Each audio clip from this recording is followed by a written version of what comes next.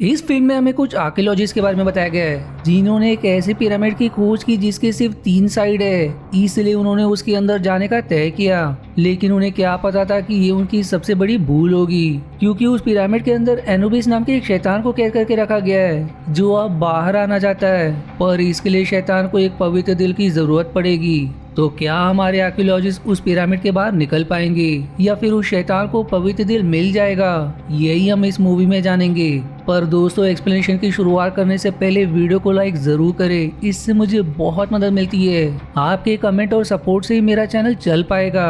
वहीं मेरे चैनल को सब्सक्राइब करके मेरा मनोबल जरूर बढ़ाए ताकि मैं आपके लिए और भी ऐसे एंटरटेनिंग वीडियोस पोस्ट कर सकूं। तो चलिए शुरुआत करते हैं मूवी के एक्सप्लेनेशन से। फिल्म की शुरुआत में हमें उसी रहस्यमय पिरामिड के बारे में बताया जाता है कि गीजा का पिरामिड 4 साइड से ज्यादा का है, लेकिन जो पिरामिड आर्कियोलॉजिस्ट को मिला उसके सिर्फ 3 साइड है, जिसे किसी अनजान कारण से जमीन के अंदर दफना दिया गया था। इसलिए आर्कियोलॉजिस्ट जमीन की खुदाई करके उस पिरामिड को बाहर लाना चाहते ताकि उसके अंदर जा सके। लेकिन इजिप्ट के लोग इसके खिलाफ दंगा फसाद कर रहे होते, क्योंकि उनका मानना है कि पिरामिड की खुदाई करना ठीक नहीं है, इससे शहर में मुसीबत भी आ सकती है। लेकिन आर्कियोलॉजिस्ट के पास गवर्नमेंट के ऑर्डर्स है, इसलिए वो अपनी खुदाई जारी रखते हैं। अब हम उन आर्कियोलॉजिस्ट को देखते हैं जिनमें माइल्स नाम का आदमी, उसकी बेटी नोरा और बाकी शामिल होते हैं। साथ ही उनके साथ कुछ फिल्म मेकर्स भी होते हैं जो सारी चीजों की डॉक्यूमेंट्री मूवी बनाएंगे। इसके अलावा नासा ने उन्हें एक रोबोट वाला कैमरा भी दिया है ताकि वो इसे पिरामिड के अंदर डालकर जानकारी निकाल सके, और ये वही कैमरा है जिसे मार्स पर भी भेजा गया था, इसलिए कैमरा बहुत ज्यादा कीमती है। अब अगले दिन खुदाई के दौरान सभी को उस पिरामिड के अंदर जाने का रास्ता मिल जाता है, लेकिन जैसे ही एक आदमी वहाँ का पत्थर हटाता है, अंदर से अजीब गैस निकलकर उसके अंदर चली जाती है, जिससे वो बेचारा बुरी तरह से तड़प कर मारा जाता है, जो देखकर बाकी काम करने वाले डर के मारे काम करना बंद कर देते। साथ ही उस आदमी की मृत्यु से वहाँ के लोग और ज्यादा दंगा फसाद करना शुरू कर देते हैं, इसलिए अब सरकार उस जगह को खाली करने का आदेश दे देती है और किसी को भी उस पिरामिड के अंदर जाने से भी मना कर देती है। जो सुनकर सभी एकदम परेशान हो जाते हैं, क्योंकि उनकी सारी मेहनत बर्बाद हो गई। अब माइल सभी से कहता है कि हमें यहाँ से जाना होगा, लेकिन नोरा याद दिलाती कि हमारे पास वो रोबोट है, हम उसके जरिए पिरामिड के अंदर की जानकारी निकाल सकते हैं, जिस पर सभी मान जाते हैं। इसलिए वो उस रोबोट को उस जगह के अंदर भेज देते जिस पत्थर को हटाने पर गैस बाहर निकली थी। अब वो रोबोट अंदर जाकर वहाँ की सारी चीजें उन्हें दिखाने लगता है। तब दीवारों पर बनी चीजों को देखने और समझने के बाद उन्हें पता चलता है कि इस पिरामिड के अंदर सिर्फ बुरी चीजें लिखी है, जैसे कि लोगों की हत्या करना, बलि देना वगैरह। लेकिन फिर भी वो इस चीज पर उतना ध्यान ना देते हुए अपने रोबोट को आगे बढ़ाने लगते। पर जब उनका रोबोट थोड़ा आगे बढ़ता है तो कोई अनजान चीज रोबोट पर हमला करके उसे बंद कर देती है, जो देखकर सभी घबरा जाते हैं, क्योंकि वो कैमरा काफी ज्यादा कीमती था और अगर कैमरा उन्हें नहीं मिला तो नासा उनके खिलाफ एक्शन भी ले सकती है। इसलिए वो सभी पिरामिड के अंदर जाकर कैमरा वापस लाने का तय करते हैं। लेकिन एक सोल्जर उन्हें अंदर जाने से मना कर देता है, पर काफी ज्यादा जिद करने पर वो उन्हें 2 घंटे का समय दे देता है। इसलिए अब सभी पिरामिड के बाहर एक रस्सी बांध देते ताकि वो अंदर जाकर रास्ता ना भूल जाए, क्योंकि उन्हें इस पिरामिड के बारे में कोई जानकारी नहीं है। जिसके बाद सभी वीडियो बनाते हुए पिरामिड के अंदर चले जाते। आप थोड़ी दूर आने के बाद उन्हें उस रोबोट का कुछ पार्ट्स मिलता है जो कि बुरी तरह से टूट चुका था, जो देखकर वो सभी और परेशान हो जाते कि आखिर रोबोट को किसने तोड़ दिया। तब उन्हें वहां से ऊपर जाने का एक रास्ता दिखाई देता है, इसलिए वो सभी ऊपर जाने का तय करते ताकि रोबोट के बाकी हिस्सों को ढूंढ सके। पर ऊपर आते ही उन्हें वहाँ कई सारे हथियार दिखाई देते, इसलिए वो कुछ छोटे हथियार को सैंपल के तौर पर अपने पास रख लेते। लेकिन जब उनकी नजर उस रस्सी पर पड़ती है जिसके सहारे वो सभी अंदर आए थे, तो वो टूट चुकी थी, जो देखकर सभी घबरा जाते कि अब वो यहाँ से बाहर कैसे निकलेंगे। तब नोरा कहती कि जैसे जैसे हम यहाँ आए थे वैसे हमें पीछे जाना चाहिए, हो सकता है हम यहाँ से बाहर निकल जाए। इसलिए सभी उसी रास्ते से पीछे जाने लगते।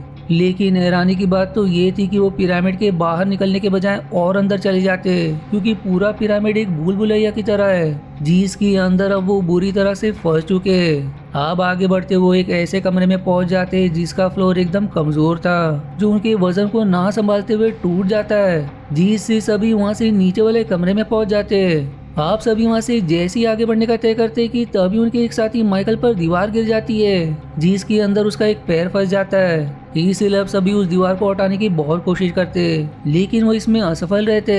वहीं सनी नाम की उनकी दूसरी साथी को ऊपर की तरफ एक टनल दिखाई देता है, इसलिए वो उस टनल के रास्ते ऊपर जाने का तय करती है, क्योंकि शायद वहां से बाहर निकलने का कोई रास्ता हो। लेकिन जैसे वो ऊपर आती है, वहाँ उसे एक अजीब जानवर दिखाई देता है जो तुरंत उस पर हमला कर देता है, जिससे वो सीधे नीचे आ गिरती है और नीचे आकर तुरंत सभी को खबर करती है कि ऊपर बिल्ली जैसा एक अजीब जानवर है जिसने मुझ पर हमला किया, जो जानकर सभी के रूह कांप जाते हैं। फिर माइल्स को वहाँ एक बंद दरवाजा दिखाई देता है जिसके ऊपर खतरा लिखा हुआ था, जो देखकर वो सभी से कहता है कि पहले के लोग पिरामिड को चोरों से बचाने के लिए दरवाजे पर ऐसा लिखा करते थे, इसलिए हमें इसके अंदर जाना चाहिए। हो सकता है कि इस दरवाजे की दूसरी तरफ पिरामिड से बाहर निकलने का रास्ता हो, इसलिए सभी दरवाजे पर लगे पत्थर को हटाकर उसके अंदर प्रवेश कर जाते।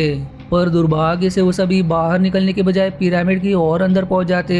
तब उन्हें माइकल की चिल्लाने की आवाज सुनाई देती है, इसीलिए अब सभी वहां लौटते हैं। लेकिन वहाँ माइकल नहीं, बस उसका खून पड़ा होता है, जिसे देखकर ऐसा लग रहा था मानो किसी ने उसकी शरीर को घसीटकर अपने साथ ले गया हो, जो देखकर सभी के एकदम होश उड़ जाते हैं। अब वो सभी जैसे ही आगे बढ़ते, उनके सामने वो सोल्जर आ जाता है जो इनके काफी समय से बाहर न आने के कारण यहाँ आ गया था, जिसे देखकर वो खुश हो जाते हैं क्योंकि अब वो बहुत जल्द पिरामिड के बाहर निकल जाएंगे।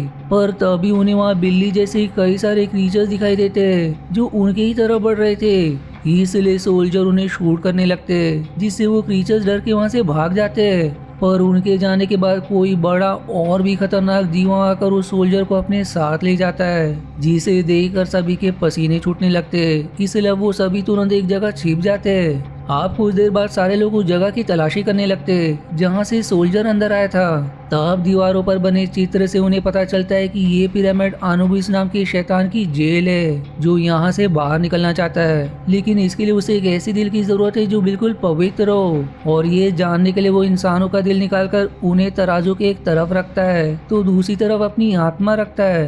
अगर दिल का वजन ज्यादा हुआ तो इसका मतलब वो दिल पवित्र है और उस दिल से वो अमर बनकर इस पिरामिड से बाहर निकल सकता है। साथ ही वो बिल्ली जैसे क्रीचर्स इस पिरामिड के गार्डियंस है, ताकि वो अनुबिस को बाहर निकलने से रोक सके, जो जानकर वो सभी दंग रह जाते हैं। लेकिन फिर भी उन बेवकूफ को ये सब सिर्फ बेकार की बातें लगती है, इसलिए वो फिर से बाहर जाने का रास्ता ढूंढने लगते हैं। अब आगे बढ़ते हुए एक ऐसी जगह पहुंच जाते हैं जहां का दरवाजा अपने आप बंद हो जाता है और चारों तरफ बने जानवरों के मुंह से रेत गिरना शुरू हो जाती है, ताकि सभी उस जगह दफन हो जाए। इसलिए अब सभी अपनी जान बचाकर वहां से भागने लगते, लेकिन हड़बड़ाहट में सनी सामने की खाई को देख नहीं पाती, जिसके नीचे नोकदार किले लगे हुए थे, और अनजाने में वो उसी किले में जा गिरती है, जिससे कुछ किले उसके अंदर चुभ जाते।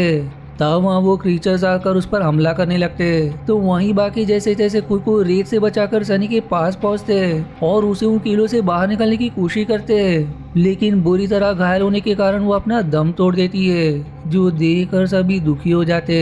आप सभी फिर से आगे बढ़ना शुरू करते और आगे बढ़ते हुए सभी एक ऐसी जगह पहुंच जाते जो कि पूरे पिरामिड का सेंटर है, और वहां उन्हें कुछ लोगों के शव दिखाई देते जिनके दिल को निकाल लिया गया था। वहीं उन्हें उनकी जर्नल भी मिलती है, जिसे पढ़कर उन्हें पता चलता है कि ये लोग करीब 200 साल पहले यहाँ आए थे। साथ ही उन्होंने यहाँ से बाहर निकलने का रास्ता भी ढूंढ लिया था, जो कि इस सेंटर वाली जगह में है। पर वो आगे कुछ लिखते जर्नल खाली होती है, यानी कि तभी अनुबिस ने उन्हें मार दिया था, जो जानकर वो सभी दंग रह जाते कि पिरामिड के सेंटर में यहाँ से बाहर निकलने का रास्ता कहाँ से होगा। लेकिन वो आगे कुछ सोचते तभी अनुबिस वहाँ आकर माइल्स पर हमला करके सीधे उसका दिल निकाल लेता है, जो देखकर नोरा एकदम घबरा जाती है। इसलिए फिट्स नाम का आदमी तुरंत नोरा के साथ वहाँ से भाग जाता है, क्योंकि अब वो दोनों ही बचे हैं। पर बेवकूफ इस नोरा को कुछ देर वहीं छोड़कर चुपके से अनुबिस की वीडियो बनाने निकल जाता है, ताकि अगर वो इस पिरामिड से बाहर निकल गया तो वो इस वीडियो को वायरल कर देगा। इसलिए चुपकर अनुबिस की वीडियो बनाने लगता है, जहां अनुबिस माइल्स के दिल को तराजू में वजन कर रहा होता है, जिसकी दूसरी तरफ उसकी आत्मा होती है। लेकिन इस बार भी उसकी आत्मा का वजन ज्यादा होता है, जो देखकर उसके गुस्से का ठिकाना नहीं रहता। तब उसकी नजर फेस पर पड़ जाती है, लेकिन फिर तुरंत छिप जाता है, जिससे अनुबिस उसे देख नहीं पाता, जो अपने दूसरे शिकार के लिए निकल जाता है। जिसके बाद फिर नोरा के पास आकर उसे वो वीडियो दिखाता है, जो देखकर वो घबरा जाती है। इसलिए वो दोनों तुरंत यहाँ से बाहर निकलने का रास्ता ढूंढने लगते हैं। तब भाग्य से उन्हें वो रास्ता मिल भी जाता है, जिस रास्ते से वो सोल्जर आया था। इसलिए वो दोनों वहाँ लगी सीढ़ी की मदद से ऊपर जाने लगते हैं। लेकिन तभी वहाँ अनुबिस आकर फिट्स को अपने साथ ले जाता है, जिसके बाद वो नोरा पर भी हमला करता है। लेकिन वो जैसे तैसे सीढ़ी के ऊपर आ जाती है, पर वहाँ भी अनुबिस आकर उसे घसीटते हुए अपने साथ ले जाता है। अब अनुबिस नोरा को एक जगह बांधकर उसका दिल निकालने की कोशिश करता है, पर जिस हथियार को नोरा ने सैंपल के लिए अपने पास रखा था उसकी मदद से वो तुरंत खुद को छुड़ाकर वहाँ से भागने की कोशिश करती है। ऊपर से तभी वहाँ वो क्रीचर्स आकर अनुबिस पर हमला कर देते हैं, जिस मौके का फायदा उठाकर नोरा तुरंत सीढ़ी की मदद से ऊपर आ जाती है,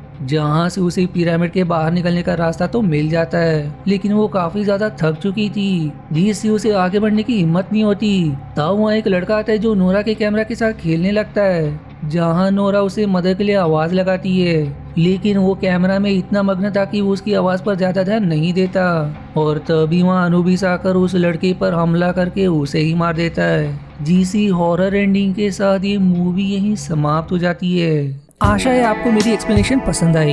यदि हाँ तो प्लीज वीडियो को लाइक करना और चैनल को सब्सक्राइब करके सपोर्ट करना ना भूलें। मिलते हैं अगले एक्सप्लेनेशन वीडियो में, तब तक के लिए धन्यवाद दोस्तों।